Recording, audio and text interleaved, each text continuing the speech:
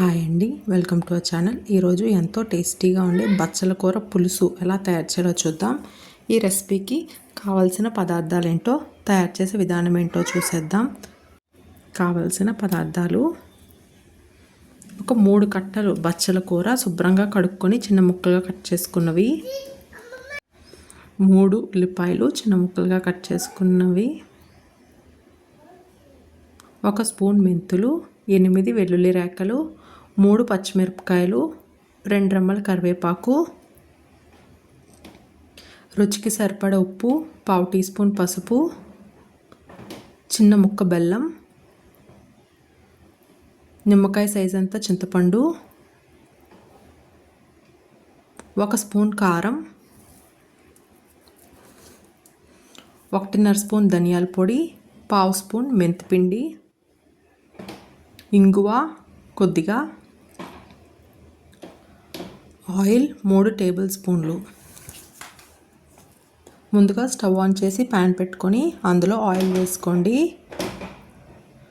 Oil బాగా heat అయిన తర్వాత అందులోనే మెంతులు, కరివేపాకు, పచ్చిమిర్చి, వెల్లుల్లి వేసుకొని బాగా ఫ్రై చేసుకోండి.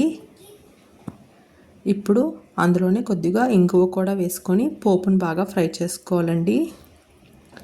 పులుసుల్లో ఇంగువ వేయడం వల్లే టేస్ట్ ఇంకా చాలా బాగుంటుందండి. దానివల్ల మనకి మంచిగా కమ్మగా ఉంటుంది. ఇప్పుడు అందులోనే చిన్నగా కట్ చేసుకున్న ఉల్లిపాయ ముక్కలు వేసుకొని బాగా ఫ్రై చేసుకోండి. ఉల్లిపాయలు ఫ్రై అవుతుండగా ఉప్పు ఇంకా పసుపు వేసుకొని ఉల్లిపాయలు గోల్డెన్ కలర్ వచ్చేంత వరకు మంచిగా కలుపుతూ ఫ్రై చేసుకోవాలండి. ఉల్లిపాయలు బాగా ఫ్రై అయిన తర్వాత ముందుగా శుభ్రం చేసి పెట్టుకున్న బచ్చల కూరని అందులో వేసుకొని బాగా కలుపుకోవాలండి. బచ్చల కూర మనకి చాలా త్వరగా మగ్గిపోతుందండి. ఒకసారి బాగా కలుపుకొని ఒక 5 మినిట్స్లో దగ్గరికి మగ్గిపోతుంది. ఇప్పుడు అందులో కారం వేసుకోవాలండి. ఇప్పుడు ఒకసారి బాగా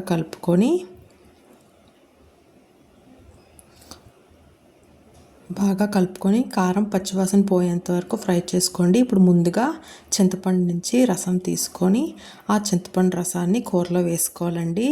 ఇప్పుడు ఒకసారి బాగా కలుపుకొని మనకి కూరకు తగ్గట్టుగా వాటర్ని అడ్జస్ట్ చేసుకోవాలండి.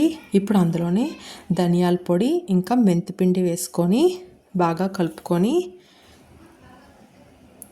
కొద్దిగా బెల్లం కూడా వేసుకోవాలండి. బెల్లం వల్ల మనకి టేస్ట్ చాలా బాగుంటుందండి. ఒకవేళ మీకు స్వీట్ నచ్చకపోతే బెల్లాన్ని స్కిప్ చేయొచ్చు. బెల్లం వేయడం వల్ల మనకి టేస్ట్ బ్యాలెన్స్ అవుతుంది. ఎక్కువ తీపేం తెలియదండి. నచ్చకపోతే ఈ పార్ట్ని స్కిప్ చేయొచ్చు. ఇప్పుడు బాగా కలుపుకొని కూర బాగా దగ్గరికి అయ్యేంత వరకు ఉడికించుకొని ఒక సర్వింగ్ బౌల్లో తీసుకొని వేడి వేడి అన్నంతో సర్వ్ చేసుకుంటే ఎంతో టేస్టీగా ఉండే బచ్చల కూర పులుసు రెడీ అయిపోతుందండి. ఈ రెసిపీ మీకు నచ్చినట్లయితే ట్రై చేసి ఎలా ఉందో కమెంట్ చేయండి. అలాగే మన ఛానల్ని కూడా సబ్స్క్రైబ్ చేసుకోండి.